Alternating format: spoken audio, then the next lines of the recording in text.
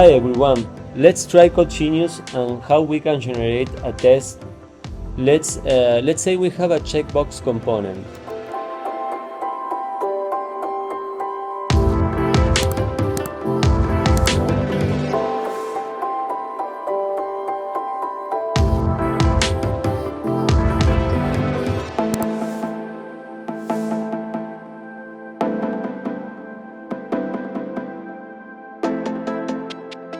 As you can see, we have a true passing test.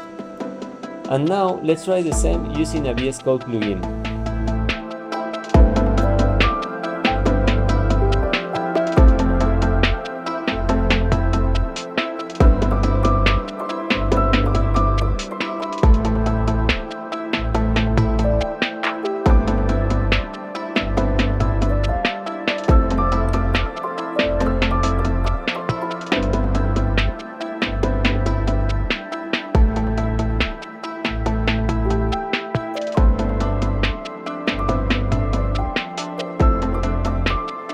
As you can see, we have a 3 failing test.